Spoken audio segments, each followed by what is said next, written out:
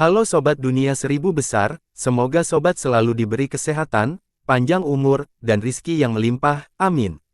Sebelum masuk ke alur ceritanya, jangan lupa dukung channel ini ya dengan klik subscribe, like, komen, dan share, terima kasih. Mari kita lanjutkan perjalanan, Li Qiye. Fenomena dari penyatuan itu membuat para pembudidaya ketakutan. Di sisi lain, para penguasa tersembunyi saling berbisik karena sebuah rahasia yang tidak diketahui orang lain. Apakah Dao San Qian melakukan hal seperti ini saat itu, memasuki sumber Dao penyatuan? Seorang leluhur bertanya dengan tenang. Sebelum menjadi penguasa tertinggi, Dao San Qian muda dikabarkan telah mencapai sumber primordial, tidak seorang pun dapat memverifikasi ini. Meskipun demikian, ia menjadi sangat sukses setelahnya. Oleh karena itu, muncullah legenda tentang sumber ini. Salah satunya adalah legenda yang mengatakan bahwa sumber ini memberikan kekayaan besar, memungkinkan seseorang memiliki umur panjang dan kekuatan yang tak tertandingi. Melihat sumbernya lebih dari sekedar kejadian yang kebetulan. Seorang leluhur tinggi dari klan kuno berkata, ini adalah jalan menuju misteri jalan agung, tak tertandingi. Bagaimana Anda bisa menjelaskan lebih lanjut? Seorang leluhur muda menjadi terkejut. Para leluhur berasumsi bahwa pencapaian Dao San Qian sudah luar biasa, menjadi eksistensi yang hampir abadi. Apakah ada sesuatu yang lebih hebat dari ini? Pohon purba yang mistis, bisik leluhur agung itu. Seorang leluhur berseru, itu benar-benar nyata. Bukan sekadar legenda, makhluk yang tak tertandingi telah mendengar tentang pohon tersebut, sumber dari semua Dao agung di Eight Desolaces. Dari para pemula hingga yang terkuat, semua Dao agung dan hukum mereka berasal dari pohon ini, sama untuk semua sumber Dao karena mereka tidak memiliki buah Dao. Itu mungkin bukan legenda. Dao San Qian telah memasuki persatuan berkali-kali dalam sejarah, bukan hanya sekali. Kata leluhur agung itu, tetapi dia sudah menemukan sumber aslinya. Seorang leluhur muda bertanya, dari apa yang kulihat dari tindakannya selanjutnya, dia hanya menyentuh cabang pohon, bukan sumber pohon yang sebenarnya. Dia masih mencarinya. Leluhur agung itu menjawab, dia masih mencari kekuatan yang lebih tinggi. Apakah ini cara untuk melampaui para penguasa Dao? Nenek moyang lainnya menarik napas dalam-dalam. Tidak harus, ambisinya mungkin lebih jauh dari itu. Dia ingin memasuki sumber dan menemukan pohon purba. Dengan bermeditasi di sana, dia berharap mencapai pencapaian yang belum pernah terjadi sebelumnya di Dao. Leluhur agung itu menjelaskan. Pintu masuk ke pohon itu ada di sana. Semua orang menjadi emosional dan mengerti mengapa Dao San Qian mencari sumbernya. Konon bilang itu salah satu jalan pintas, entahlah kebenarannya atau tidak, kata sang leluhur agung. Jadi, berapa banyak tokoh yang diketahui berhasil mencapai pohon itu? Tanya salah seorang leluhur. Hanya elit dari elit. Penguasa Dao Puresun telah memperoleh buah Dao saat berlatih di bawah pohon. Lalu ada juga pembeli telur bebek. Kata leluhur tinggi itu, ada nama lain yang tidak disebutkan oleh leluhur agung itu, Zan, kaisar abadi terakhir. Dia sudah menjadi kaisar begitu dia mencapai pohon. Meskipun demikian, dia masih mencari Dao dan memperoleh buah Dao sambil mempertahankan status kekuasaannya. Legenda khusus ini menonjol dan tersebar luas. Gelar kaisar abadi dari zaman terakhir telah dilupakan. Dia adalah salah satu yang memuat yang langka. Selain itu, selama bencana besar, dia ada di sana untuk melindungi dunia. Meskipun banyak penguasa Dao muncul kemudian, popularitasnya masih membayangi mereka. Aku bertanya-tanya apakah itu nyata. Seorang leluhur berkumpul tentang legenda ini. Belum lagi mereka, bahkan Dao Lord jarang sampai di sana kecuali 3 yang disebutkan sebelumnya. Yang terpenting, mereka sudah ada sejak lama sehingga catatannya sudah hilang seiring waktu. Akibatnya, muncullah skeptisisme. Lagi pula, jika para penguasa Dao yang tidak terganggu tidak dapat dipasang, mungkin pohon itu tidak nyata. Meskipun demikian, para penggarap yang kuat terus mencari pohon itu, berharap mendapatkan salah satu buahnya. Apakah itu yang dilakukan Li Qiye? Tanya yang lain. Leluhur agung itu mengangguk, dia memenuhi syarat untuk melakukannya. Saya yakin dia akan mampu menemukan pohon itu, mengingat sifatnya yang tidak stabil. Para junior tetap diam karena kekuatan Li Qiye telah menghancurkan logika semua orang. Mungkin menemukan pohon itu bukanlah masalah besar baginya. Di sisi lain, para penguasa kegelapan dan makhluk unggul lainnya menjadi terkejut. Dia ingin mengambil benda itu. Bisik makhluk mengerikan dalam bayangan. Kecurigaan tetua agung bahwa Li Qiye ingin bermeditasi di bawah pohon itu cukup mengejutkan. Namun, keberadaan abadi ini memiliki kesimpulan yang berbeda. Mereka mengetahui rahasia tertentu yang tidak bisa diketahui oleh keterampilan biasa. Dalam hal ini, Primordial Union memiliki benda yang tak terbayangkan. Mereka tidak peduli dengan senjata Dao Lord atau bahkan senjata Dao Lord Paragon. Mengapa? Karena beberapa dari mereka memiliki akses ke senjata Epoch Paragon. Meskipun demikian, mereka masih menginginkan hal-hal dalam ikatan itu, hampir sama besarnya dengan kehidupan abadi. Sayangnya, keduanya tidak dapat diraih.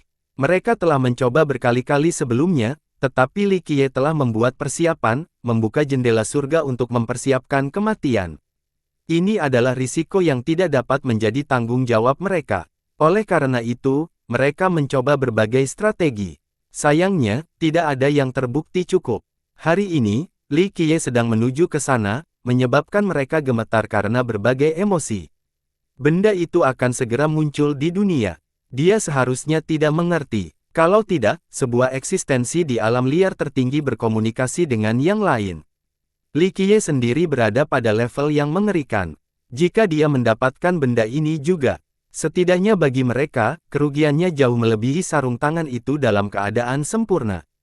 Pemilik sarung tangan tidak bisa mendapatkan benda ini, tetapi mereka bisa. Favorit. Ini mungkin satu-satunya hal semacam ini dalam sejarah 9 dunia. Itu tidak dapat diduplikasi atau diciptakan. Ada lebih dari satu zaman, yang berarti bahwa para master terbaik terus-menerus muncul. Sebagai penguasa zaman, mereka menciptakan artefak, senjata, dan bahkan keajaiban yang tak terbayangkan. Artefak Paragon zaman adalah klasifikasi untuk karya terbaik mereka. Sayangnya, tidak ada satupun dari mereka yang dapat meniru dan menciptakan sesuatu seperti yang dicari Li Qiye. Ia lahir bersama langit dan bumi pada masa purba. Pertama, tidak ada apapun di hal itu. Dunia mulai terbentuk dan penghuninya makmur. Budidaya menjadi tersedia dan orang bijak mulai meneliti periode mistis. Benda ini sudah ada dan pernah dimiliki oleh beberapa orang. Sayangnya, mereka tidak tahu cara menggunakannya. Di zaman modern, Li Qiye telah menciptakan era baru setelah bencana.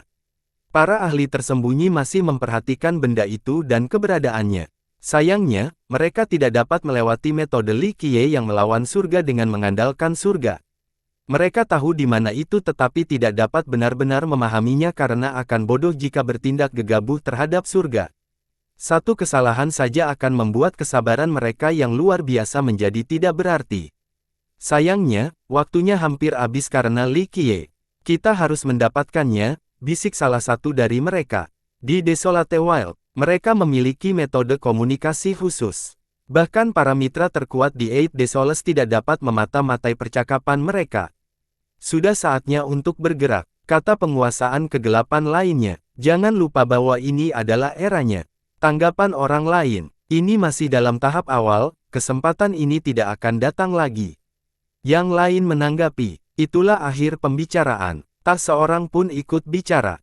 Jauh di dalam 3000 dao, sosok agung melayang di bola waktu. Dia membuka matanya dan menunjukkan perubahan di dalamnya. Tinggalkan sekte itu, perintahnya kepada orang kepercayaannya. Orang itu menjadi bingung mendengar permintaan yang tiba-tiba itu. Pergi, jangan berlama-lama di sini, ulangnya.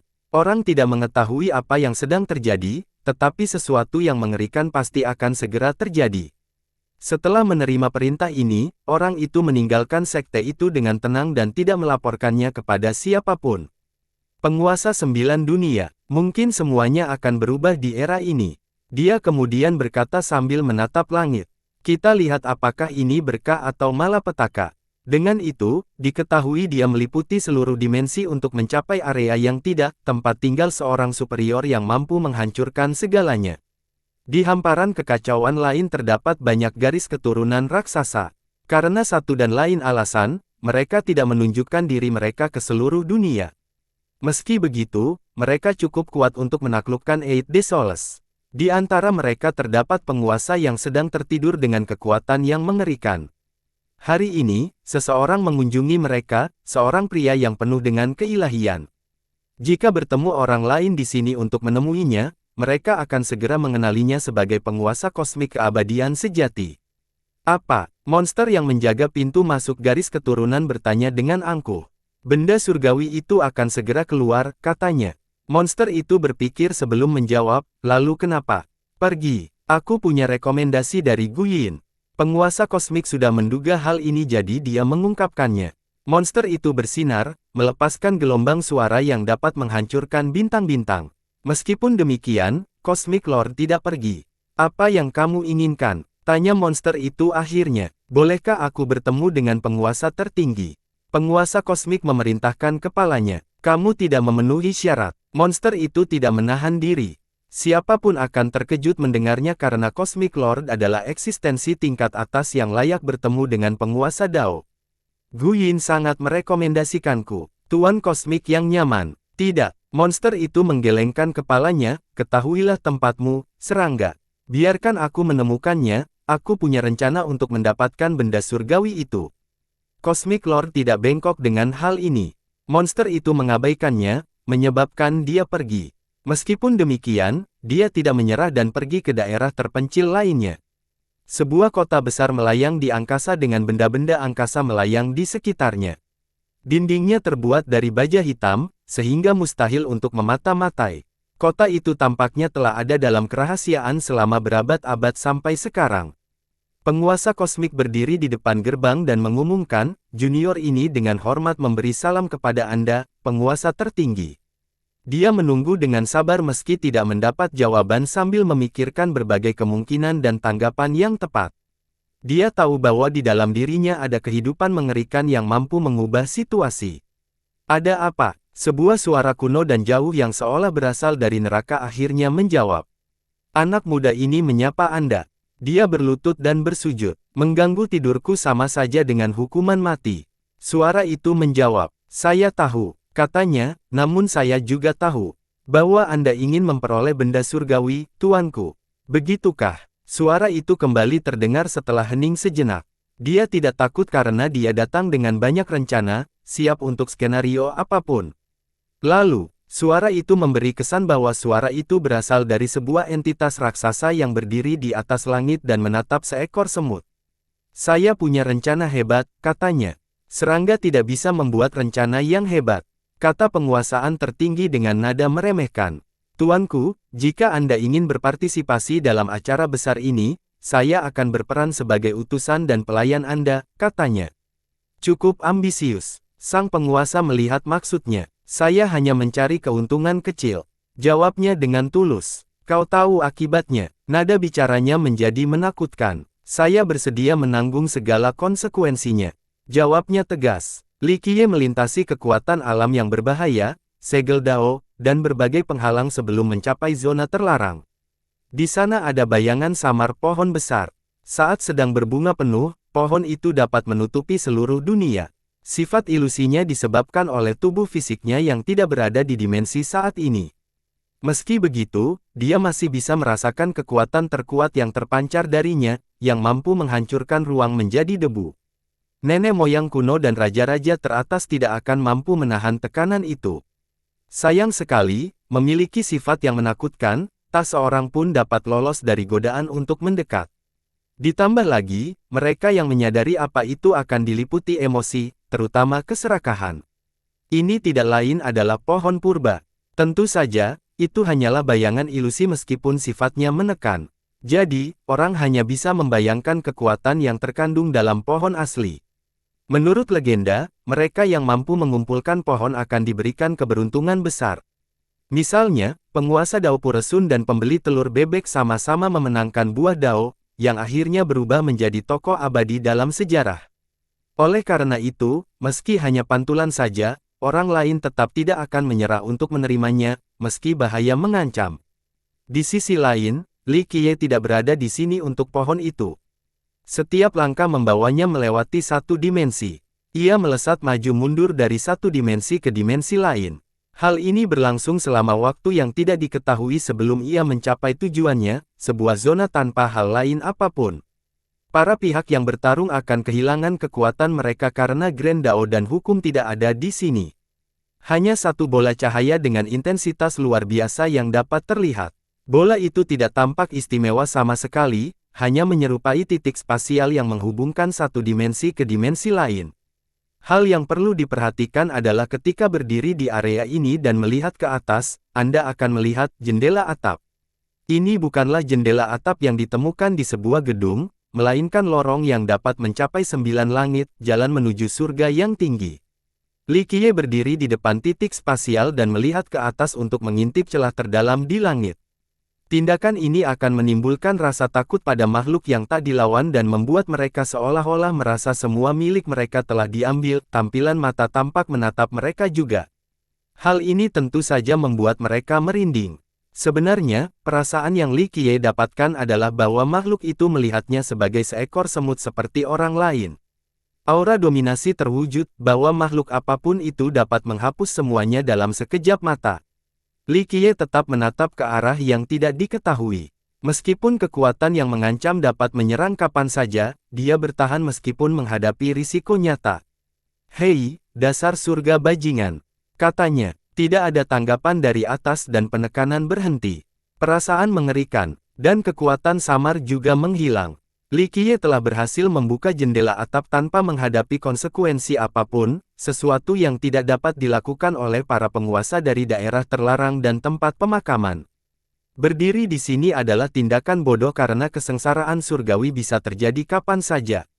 Mereka paling takut akan hal ini, satu-satunya hal yang mungkin akan menghancurkan mereka. Ini bukan lagi zaman mereka. Dihadapkan pada surga yang tinggi sama halnya dengan mencari kematian. Kesengsaraan yang paling dahsyat akan turun dan menyelamatkan kehidupan mereka. Li Qiye hanya tersenyum setelah merasakan penyebaran itu. Lucunya, dia mungkin berada di puncak daftar orang yang akan dibunuh oleh surga, di atas para penguasa kegelapan juga. Meskipun demikian, saya tidak bertanya-tanya mengapa dan melanjutkan. Ia menyentuh bola cahaya itu dengan spesifikasi, sehingga bola itu bersinar lebih terang. Sebuah hukum Dao terbang keluar dari dahi dan memasuki bola itu. Ini tampaknya menjadi sebuah kunci. Berdengung, dia langsung diteleportasi ke dimensi yang tidak dapat dijangkau oleh orang lain. Dia lalu mendongak dan melihat sebuah benda besar. Ini adalah sesuatu yang bahkan dapat membuat penguasa zaman menjadi gila, salah satu dari 9 harta surgawi, zona korporeal. Hanya sedikit orang dalam sejarah yang berhasil berada di hadapan harta karun surgawi, apalagi mencapainya. Mereka lahir dalam kekacauan purba dan tidak ada harta karun lain yang dapat menandinginya. Penguasa zona korporeal sebelumnya tidak lain adalah Ming kuno. Ras ini tidak dapat dihentikan dan memperbudak 9 dunia selama berabad-abad. Bahkan ras para dewa dan iblis hidup seperti tertidur selama pemerintahan mereka yang brutal. Di luar garis keturunan mereka yang unik, harta karun ini tentu saja membantu supremasi mereka yang bertahan lama. Selama periode ini, mereka diserang oleh Kaisar Abadi dan Master Top yang baru. Sayangnya, mereka berhasil bertahan dan bahkan mengalahkan beberapa pengejar mereka yang perkasa. Ini membutuhkan kekuatan yang luar biasa karena para kaisar pada dasarnya adalah penggarap terkuat di luar yang tersembunyi.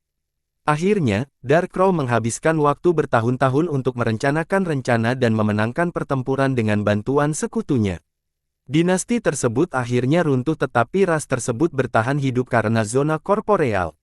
Selain itu, Dark Crow menguasai penuh 9 dunia namun tetap tidak dapat membasminya.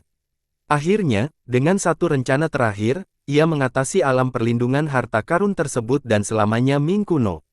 Yang menariknya, harta karun yang tak tertandingi ini tidak pernah digunakan secara maksimal.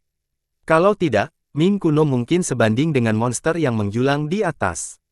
Lokasinya hilang setelah bencana besar. Banyak sekte mengirim pengikut mereka untuk mencari harta karun itu namun gagal. Seiring berjalannya waktu, para pembudidaya melupakan keberadaannya. Mereka menganggap 9 karunia itu hanya sebagai legenda belaka, tidak lebih. Hanya penguasa kegelapan dan mereka yang berasal dari daerah terlarang serta tanah pemakaman yang mengingat harta karun ini. Mereka tahu lokasinya tetapi tidak bisa mencapainya. Pertama, memasuki area ini menantang dan berbahaya. Bahkan jika mereka sampai di sini, keberadaan jendela atap menjadikannya fatal. Mereka telah menjalani kehidupan yang ditelantarkan selama miliaran tahun. Langit yang tinggi tidak akan pernah melewatkan kesempatan untuk menghancurkan mereka menjadi abu. Oleh karena itu, mereka bersabar dan tidak mengejar zona korporeal. Mereka menunggu sampai orang lain dapat mengambil jauh dari langit-langit. Lagi pula, mereka tidak kekurangan waktu dan telah menunggu cukup lama. Sedikit lebih lama tidak menjadi masalah bagi mereka. Pada saat ini, Li Qiye mengalihkan perhatiannya ke arah seseorang.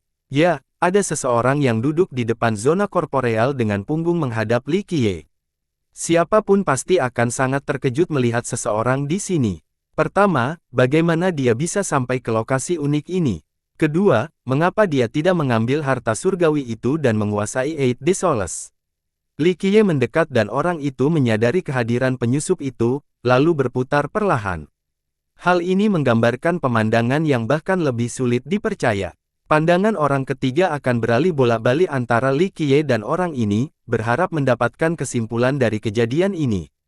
Ternyata pria ini adalah Li Qiye yang lain.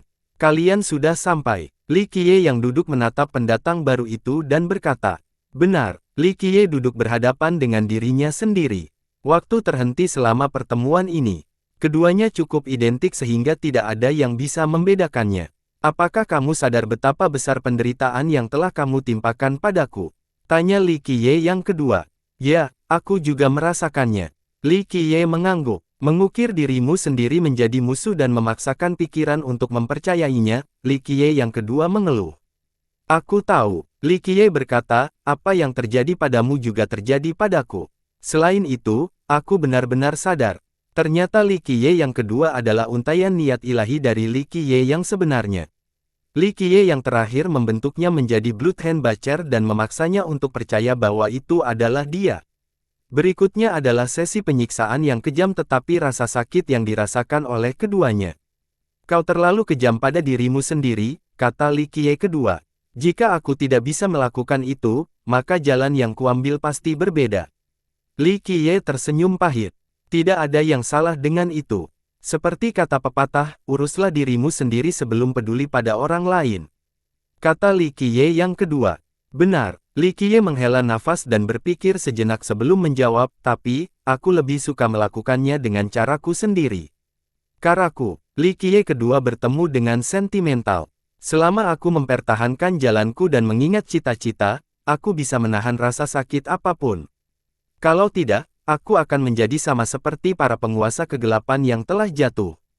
Kata Li Qiye, kau tahu mereka hidup dengan cukup baik, kata Li Qiye yang kedua.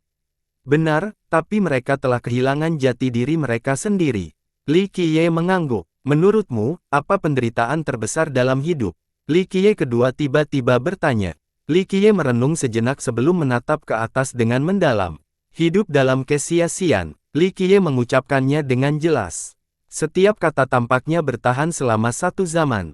Itu bukan sesuatu yang aku tahu, kata klon itu. Itu karena penderitaanmu sudah berakhir dan misimu sudah selesai.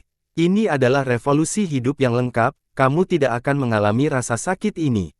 Dan kamu, bibir Li Qiye melengkung membentuk senyuman, sebuah ekspresi kepahitan yang telah terkumpul selama berabad-abad. Misiku masih jauh, jauh dari selesai. Li Qiye berkata dengan lembut. Tujuannya di atas sana tidak terlihat, semua pelancong telah berubah menjadi abu sebelum menyelesaikan perjalanan. Jalannya memang panjang, tapi tidak terlalu sulit di luar kesendirian. Kau akan sendirian, kata klon itu. Apakah ini balasannya? Li Qiye tersenyum kecut. Kau tidak pantas menerima apa yang telah kau lakukan padaku. Klon itu tertawa. Setidaknya ada akhir untukmu, itu cukup membuat iri. Kata Li Qiye. Klon itu berhenti sejenak sebelum mengangguk. Baiklah, akhirnya aku menyelesaikan misiku. Dia menatap Li Qiye dan melanjutkan, tidak perlu menderita sepertimu, cermin yang tidak ada. Habisnya, tidak semua orang bisa mendapatkan keuntungan itu. Li Qiye mengangguk. Setelah kau sampai di ujung dunia dan debu mulai mereda, apakah kau akan merasa damai? Tanya klon itu. Kedamaian adalah mengikuti apa yang diinginkan hati. Inilah yang terjadi. Li Qiye butuh waktu untuk menjawab. Apa yang terjadi selanjutnya? Kemana hatimu akan menuntunmu setelah misi selesai? Klon itu melanjutkan, apakah hari itu akan tiba? Sudah bertahun-tahun berlalu, seharusnya begitu. Li Qiye menjadi sentimental. Aku bertanya-tanya mana yang lebih baik untukmu, kemenangan atau kematian dini. Kata klon itu, Ini mudah saja, jika aku menyatakan egois, kematian dini jauh lebih baik. Li Qiye tertawa tulus. Benar, kematian adalah jalan keluarnya. Jaminan kamu bisa sampai di sana sejak awal, tidak akan ada penyesalan. Kata klon itu, aku pasti akan berhasil sampai akhir. Li Qiye tersenyum namun matanya dipenuhi dengan tekad, ini adalah tujuanku, aku harus melaksanakannya. Hati Daomu adalah penyiksamu, dia telah menyiksamu selama berabad-abad sekarang. Kata klon itu dengan lembut. Kamu punya misi dan aku punya tujuan. Apakah kamu akan menyerah jika kamu entah bagaimana bisa mendapatkan kembali akal sehatmu? Kata Li Qiye, tidak, bagaimana mungkin aku menyerah? Semua rasa sakit itu akan sia-sia. Klon itu mengguncangkan. Saya juga mengalami hal yang sama. Saya sepenuhnya menyadari hal ini, tetapi saya harus terus maju agar tidak menyia-nyiakan masa lalu saya dan menjadi bahan tertawaan. Kata Li Qiye, benar, kamu tidak boleh menyerah sekarang. Klon itu menjadi sentimental dan menamparkan bahu Li Qiye, luangkan waktumu saja, masalahmu hanya bisa diselesaikan olehmu, tidak ada orang lain di dunia ini yang bisa menanggung beban. Mereka tidak perlu melakukannya, kata Li Qiye. Beban itu nyata, jangan lupakan dunia dan cintamu padanya. Kata klon itu, aku tahu, itu sebabnya aku iri padamu. Li Qiye tersenyum kecut. Tentu saja, aku akan segera bebas. Klon itu mengerti, jalannya sudah berakhir dan ikatan karma telah terlepas. Semuanya kembali ke awal, Li Qiye berkata dengan lembut. Dan itu adalah akhir yang sepenuhnya dapat diterima. Aku serahkan padamu sekarang karena aku harus pergi. Klon itu tersenyum. Yakinlah aku akan melakukan pekerjaan dengan baik. Pergilah sekarang, kita tidak akan bertemu lagi. Kata Li Qiye, saya harap kamu bisa bertahan sampai akhir jalan agung ini. Kita tidak akan bertemu lagi. Kata klon itu, aku akan ke sana. Kata Li Qiye, selamat tinggal. Sosok klon itu semakin samar sebelum menghilang menjadi partikel. Mereka berhamburan ke angkasa sebelum menghilang dari pandangan. Selamat tinggal, Li Qiye berbisik, matanya sedikit berkaca-kaca. Dia telah melakukan ini selama beberapa waktu. Waktu mengenang hatinya saat dia bekerja keras untuk dunia. Ia sudah terbiasa bersyukur selamat tinggal. Entah kenapa, ini adalah perpisahan lain yang berhasil menyentuh jantung yang lembut, menusuk titik lemahnya. Orang-orang paling memahami diri mereka sendiri. Namun, berapa banyak orang yang mempunyai kesempatan untuk berbicara kepada diri mereka sendiri? Sayangnya, hal ini justru memperkuat tekadnya untuk terus maju. Dunia bisa runtuh dan waktu bisa berubah total, hanya tujuan yang tetap sama. Ia berdiri diam seperti patung yang tidak bisa bergerak. Segala sesuatu yang lain tampak fana jika dibandingkan dengannya. Ingat dan cinta dunia. Setelah waktu yang lama, ia kembali sadar dan memintanya. Hal ini mendorongnya untuk tersenyum.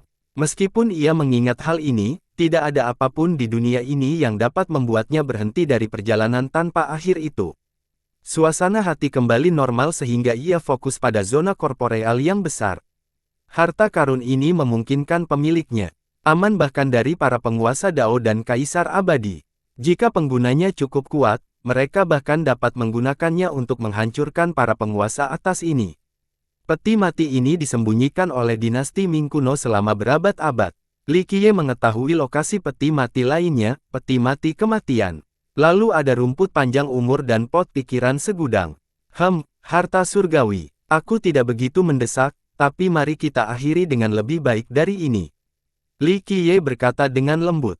Menurutnya, harta karun ini mungkin tidak begitu berguna untuk pertempuran terakhir. Meskipun demikian, ia tetap ingin mengumpulkannya daripada membiarkannya membusuk dan tidak berguna. Banyak yang berasumsi bahwa perdamaian akan kembali ke Primordial Union setelah pertempuran tersebut karena kekuatan besar telah tiada. Perkembangan selanjutnya mengejutkan mereka. Mereka melihat adanya kejadian tersembunyi, garis keturunan tersembunyi yang menuju ke persatuan. Mereka bergerak secara sembunyi-sembunyi tetapi karena kekuatan yang tak masuk akal, orang lain tetap merasakan kedatangan mereka. Siapa mereka? Mengapa ada begitu banyak? Seorang leluhur merasa aneh dengan hal ini. Yang terpenting, mereka menemukan karakter yang bahkan lebih kuat dari 6 raja dari 3.000 Dao. Orang-orang ini bukan dari dewa sejati atau 3.000 Dao, bukan keturunan yang terkenal. Menarik, garis keturunan dengan latar belakang yang tidak diketahui. Seorang leluhur yang tinggi memiliki gagasan yang bagus tentang asal-usul-usul mereka. Apa maksudmu? Tanya juniornya. Keturunan ini seharusnya tidak ada di dunia ini, mereka tidak boleh muncul. Mereka pasti berasal dari alam liar yang sunyi atau tempat rahasia lainnya. Konon, mereka pernah mengalami malapetaka surgawi sebelumnya. Leluhur agung itu menjelaskan. Apa? Leluhur lainnya berkata, kupikir ini hanya legenda belaka. Mereka nyata. Ingat bagaimana Cosmic Lord bangkit menjadi terkenal. Abyss dan Doomguard-Vian yang berasal dari sana. Leluhur agung berkata, Abyss adalah legenda lain yang terbukti nyata. Semua orang mengingat kebohongan yang dibentuk oleh Cosmic Lord untuk membunuh Doomguard-Vian di jurang. Keberadaan ini membantai dunia dan para penguasa utamanya. Kekalahan terakhirnya membantu orang lain menemukan jurang, tempat yang dianggap tidak ada. Saya yakin mereka bersembunyi di Desolate Wild. Seorang junior berkata tetapi ini tidak mungkin berfungsi. Sebagian besar tidak memiliki kekuatan untuk bepergian ke sana. Ya, mereka harus bersembunyi di sana karena saat mereka keluar, malapetaka akan segera turun. Leluhur agung itu berkata, namun, kudengar mereka aktif pada saat-saat terburuk dari malapetaka besar. Hal ini membuat para pendengar menarik napas dalam-dalam dan merasakan sesuatu yang tidak menyenangkan. Catatan tentang bencana besar itu jarang terjadi karena kehancuran yang dialami. Meskipun demikian, suatu zaman menghilang bersama dengan banyaknya garis keturunan yang sangat besar. Orang-orang ini juga memanfaatkannya. Mengapa surga tidak mengizinkan keberadaan mereka? Yang lain menjadi penasaran. Itu pasti topik yang tabu bagi mereka sehingga tidak ada yang menjawab. Lupakan itu, mengapa mereka datang ke persatuan? Kata orang lain. Pasti ada alasan mengapa monster-monster tersembunyi ini memutuskan untuk muncul sekarang. Untuk Li Qiye, seorang leluhur kuno yang bijak menjawab. Li Qiye, para pendengar mendengarkan setelah mendengar ini. Mereka pasti menginginkan batu permata abadi, tapi itu sama saja dengan mencari kematian, tidak mungkin mereka bisa mengalahkannya. Bisik seorang leluhur. Mereka telah melihat kehebatan Li Qiye sebelumnya dan tidak akan pernah melupakan bagaimana dia menghancurkan para pendukung papan atas. Tidak, menurutku, batu permata abadi itu tidak layak untuk dikumpulkan. Aku cukup yakin bahwa dia telah memperoleh salah satu dari 9 harta karun surgawi. Leluhur kuno yang bijak itu mengungkapkan, harta karun surgawi. Beberapa leluhur belum pernah mendengar tentang ini sebelumnya sejak mereka masih relatif muda. Faktanya, bahkan orang-orang yang lebih tua pun tidak familiar dengan topik ini. Siapa yang pernah melihat mereka? Bahkan para penguasa Dao sekalipun. Seorang leluhur berkata dan meragukan keberadaan mereka. Itu nyata, itu faktanya, kata leluhur kuno yang bijak. Leluhur agung itu pun menjawab, tunggu, apakah Anda mengacu pada kisah saat bencana besar? Salah satu dari mereka muncul, memaksa raja tertinggi untuk melakukan serangan spasial meskipun berada miliaran mil jauhnya. Yang mulia melakukan itu, para leluhur saling bertukar pandang. Li Qiye juga punya satu sekarang, sungguh luar biasa. Seorang raja yang sedang datang tiba-tiba bertanya, Li Qiye sudah memiliki batu permata abadi. Sekarang, dengan tambahan harta surgawi, dia berdiri di puncak-puncak. Jika harta karun itu nyata, Li Qiye adalah orang yang paling memenuhi syarat untuk mendapatkannya. Salah satu leluhur mengakui, Puff, energi sejati chaos tiba-tiba mengalir turun dan merasuki seluruh kesatuan. Para menghirup dan merasa nyaman seolah-olah mereka mengambang di lautan energi yang menguntungkan. Pelatihan di sini akan 10 kali lebih efektif. Li Qiye akan segera keluar. Para leluhur dan ahli menyadari sesuatu. Sumber Dao terbuka lagi untuknya keluar. Seorang jagoan menatap ke arah belati itu. Berdengung. Benar saja, cahaya purba berdenyut dari arah itu dan menarik perhatian semua orang. Li Qiye keluar dari cahaya itu dan kemudian menghilang. Semua mata tertuju padanya. Penampilannya sama seperti sebelumnya, tanpa aura dan keilahian, hanya seorang yang berkuasa biasa. Jika hanya melihat kejadian saja, tidak ada yang bisa menghubungkannya dengan seorang kuat yang tak terkalahkan yang bisa memperlakukan Dao Lord seperti semut. Sungguh seni penyembunyian yang luar biasa. Seorang leluhur kuno menganggap ini menakjubkan. Kekuatan Li Qiye sudah mencapai puncaknya, tetapi dia masih bisa menyembunyikannya seolah-olah dia manusia biasa. Itu berarti dia memiliki kendali sempurna atas setiap helai energi, ini sama alaminya seperti bernapas padanya. Meskipun demikian, karena pengetahuan mereka sebelumnya, para penonton merasa seolah-olah mereka terjebak di dalam gudang ketika berada di perkemahan.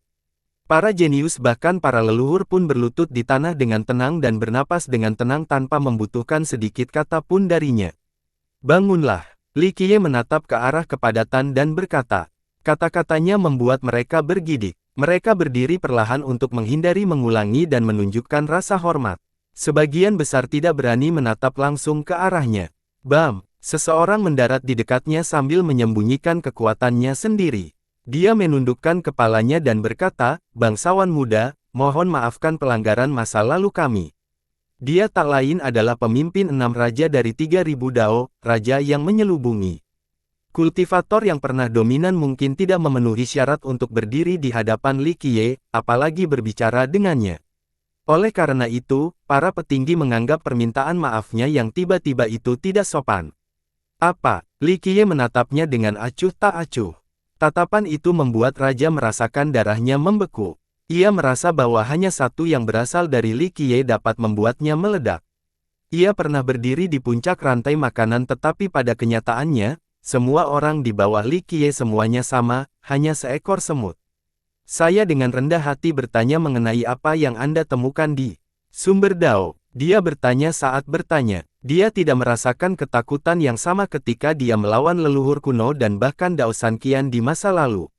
Meskipun demikian, dia masih mengumpulkan cukup keberanian untuk bertanya, tidak ada yang mempermasalahkan sikapnya yang hampir tunduk.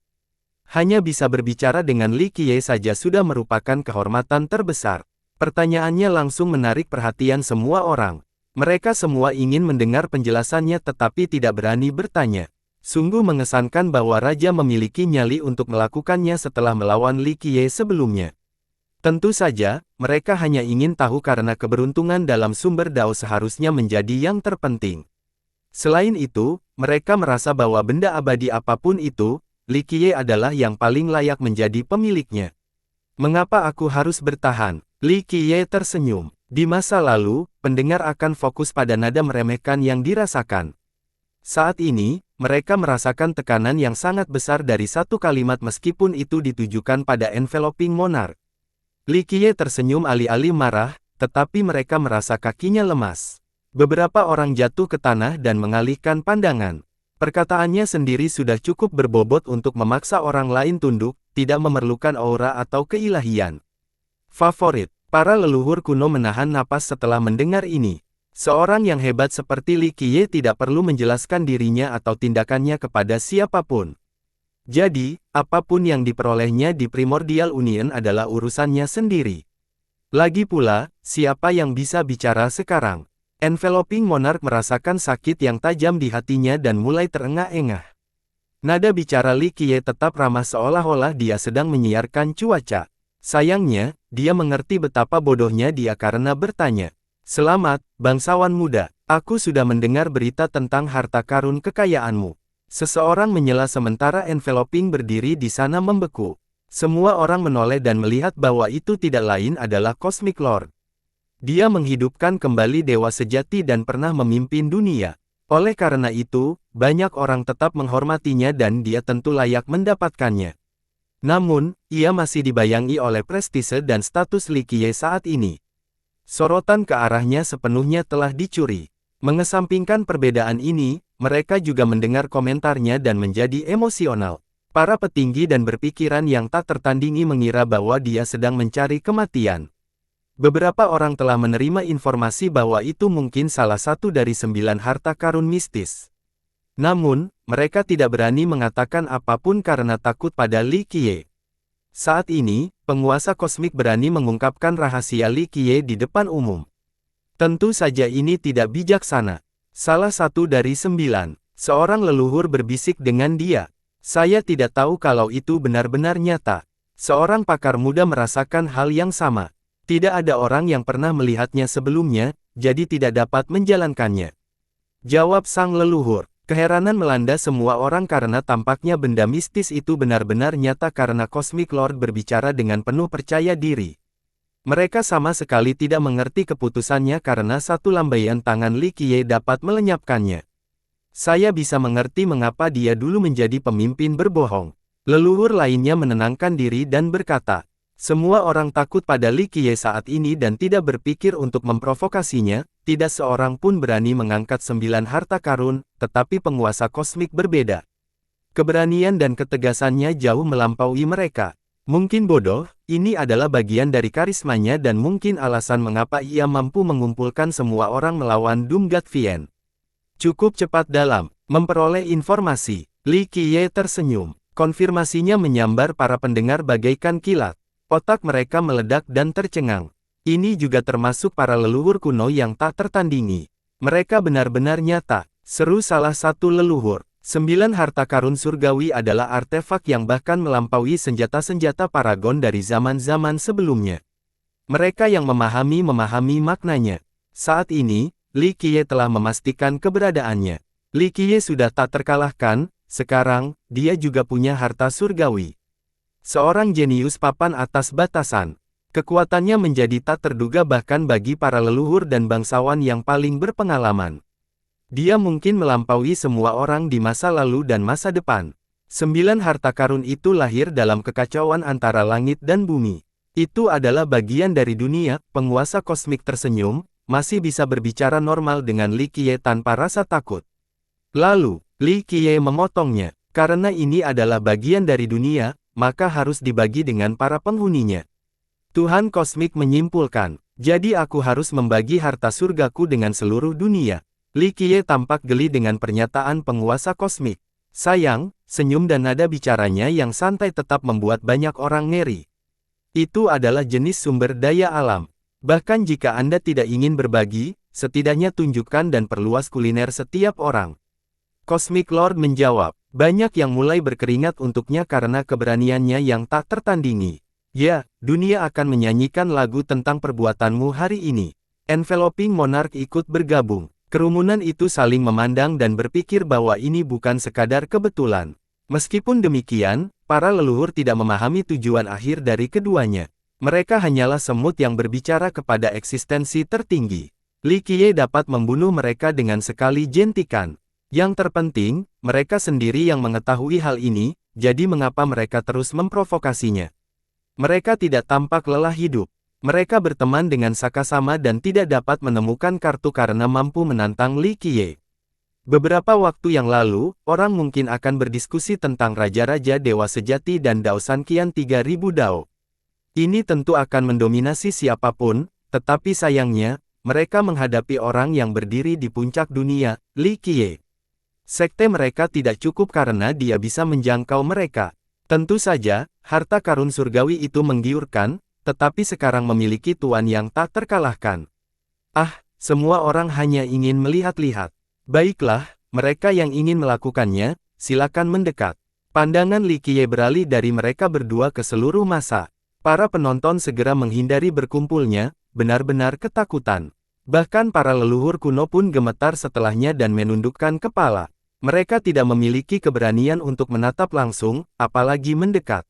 Dua berdebat terkemuka, Cosmic Lord dan Enveloping Monarch, tidak cukup untuk menggelang masa melawan Li Qiye. Mereka lebih memilih untuk hidup. Sepertinya kalian berdua salah, mereka tidak tertarik. Li Qiye tersenyum. Keduanya telah memperkirakan skenario ini sehingga mereka tidak terkejut. Mereka tidak berani bicara, kami bicara atas nama mereka. Dewa Kosmik tersenyum. Siapa yang berani memprovokasiku saat ini? Jangan bilang kau pikir kau benar-benar memenuhi syarat untuk memicuku. Li Qiye berevolusi. Semua orang mengira bahwa ia hanya mengatakan kebenaran saat ini bukan lagi masalah kesombongan. Kami hanya bertanya atas nama dunia, ini bukan hasutan, bangsawan muda. Cosmic Lord tetap tenang. Ketenangan dan keberaniannya benar-benar membuat banyak orang terkesan. Mereka dapat melihat mengapa ia pernah menjadi pemimpin aliansi dunia. Aku bertanya-tanya apakah kau memiliki keberanian yang tak tertandingi atau hanya rasa percaya diri yang membabi buta terhadap para pendukungmu. Jika yang terakhir, kau tidak akan lama lagi hidup di dunia ini. Terima kasih atas pujianmu, bangsawan muda. Saya bekerja keras untuk semua orang. Cosmic Lord membungkuk sedikit. Penguasa kosmik yang dulunya disegani kini dianggap sebagai malapetaka. Tak seorang pun ingin terlibat di dalamnya karena mereka tidak ingin mati dan membawa sekte mereka hancur. Mereka tahu bahwa kedua orang ini tidak ada di sini demi mereka. Kebaikan hati dan kemurahan hati tidak berperan di sini, hanya tujuan dan motif pribadi. Sepertinya kalian berdua tidak berpikir aku akan membunuh. Li Qiye tersenyum dan berkata, mungkin aku harus menjadikanmu contoh sekarang. Setelah berkata demikian, dia maju satu langkah dan melepaskan aura tak terganggu sambil membukakan mata. Gemuruh, para penonton termasuk para leluhur kuno tak berdaya jatuh berlutut, tak mampu menahan auranya. Puff, api dao meluapnya yang mengecewakan, memaksa semua orang untuk tunduk meskipun dia tidak melakukan gerakan apapun. Baik enveloping maupun kosmik merasa ngeri dengan gelombang aura tersebut. Aktifkan. Selubung itu tertutup cahaya keemasan karena munculnya lingkaran cahaya ilahi. Dia memfokuskan matanya dan sepertinya ada 3000 dunia di dalamnya. Lingkaran cahaya yang mengelilinginya dan mencerminkan hukum dao yang tak berujung, yang mampu mendorong alam semesta dan menghentikan semua pelanggaran. Itu memisahkannya dari yang lainnya, membuktikan dirinya tidak dapat hancur. Halo kematian emas. Semua orang melakukan manuver habitat yang mengesankan. Ini adalah seni tulang pamungkas yang diciptakan oleh seorang penguasa dao. Seni ini membantu sekte tersebut bersaing dengan banyak kekuatan besar lainnya. Rumor mengatakan bahwa pencapaian enveloping dalam teknik ini hanya kalah dari penciptanya. Hancurkan. Kosmik tidak hanya duduk dan menunggu kematian. Dia memanggil tombak yang memancarkan cahaya abadi. Setiap sinar memancarkan radiasi. Pembunuh dewa. Banyak yang berteriak setelah melihat tombak itu. Ini adalah senjata yang dia gunakan untuk menyalipkan Dunggat Vien di jurang. Kata yang lain, kemenangan ini membuatnya mendapat prestise dan gelar penguasa kosmik, yang menyiratkan bahwa pemimpin agung itu selalu mengendalikan segalanya dan mampu menegakkan keadaan. Penembus langit. Dia meraung dan melemparkan tombaknya ke depan. Ledakan. Tombak itu membuat langit menjadi gelap seolah-olah matahari telah terbenam. Sebuah lubang hitam tercipta di jalurnya. Kerumunan menyamarkan keheranan sambil berpikir bahwa Cosmic Lord benar-benar mampu memenuhi popularitasnya. Keduanya tidak hanya kuat tetapi juga memiliki rencana yang pasti. Yang satu fokus pada pertahanan sementara yang lain menggunakan serangan terkuat untuk mengejutkan Li Qiye. Tentu saja, hal ini tidak berpengaruh pada Li Qiye. Kekuatannya saja telah membuat tombak itu melayang kembali dan menyerang lingkaran cahaya emas itu. Penghalang itu diulang berkali-kali sebelum runtuh sedetik kemudian. Bam, bam, menatap mata kemudian mendorong mereka ke tanah dan melemahkan mereka, membuat mereka tidak berdaya. Ini adalah kekuatan yang tak terkalahkan.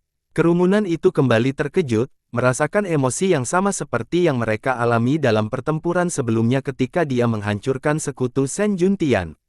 Enveloping Monarch dan Cosmic Lord adalah leluhur kuno terkuat yang ada selain terkenal secara historis. Halo emas milik Enveloping Monarch dikabarkan tidak dapat dihancurkan sementara Sky Percher telah membunuh seorang God Vien sebelumnya. Saat ini, mereka tidak dapat menghentikan satupun yang terfokus pada Li Qiye. Namanya kini melambangkan kekuatan yang tak terkalahkan. Setiap kali orang banyak mendengar nama Li Qiye, mereka akan langsung teringat akan kekuatan yang tak terhentikan dan statusnya yang tak dilawan. Hanya dialah yang layak mendapatkan kekayaan dan harta karun terbesar di dunia. Siklus abadi 6 Dao. Sebuah nyanyian menyelam momen berbahaya ini. Penguasa kosmik menjadi bersinar dan mengubah spasial menyelamatkannya dari seperempat Dao. Di sisi lain, kedekatan waktu terhenti. Semua orang merasa seolah-olah satu detik saja memakan waktu selama satu era. Rangkaian waktu menjadi terlihat dan menampakkan keindahannya. Jika hujan turun, semua orang akan dapat melihat setiap tetes hujan. Sungai waktu yang terwujud selama stagnasi, membentang tanpa akhir melalui waktu dan menarik perhatian semua orang. Dengan 3000 Dao aku abadi. Sebuah suara yang terdengar dari seseorang yang berjalan dalam waktu itu sendiri, memungkinkannya menjangkau jarak yang tak terhitung. Dao San Qian. Semua orang langsung tahu siapa dia setelah mendengar ini. Berdengung. Raja yang terdorong ke tanah oleh halo miliknya tersapu oleh angin temporal. Bam! Seorang memancarkan cahaya yang diselimuti oleh 6 Dao mendarat. Mereka mengambil bentuk api abadi. Matanya tampak seperti putaran Dao yang tak berujung. Menatap pupilnya mungkin akan tertelan dan disempurnakan menjadi percikan siklus lainnya. Berdengung, sang pejalan di sungai temporal akhirnya tiba. Cahayanya tiba di medan perang. Raja Abadi 6 Dao, Dao San Qian. Kerumunan di kawasan gelar mereka. Favorit, bersambung.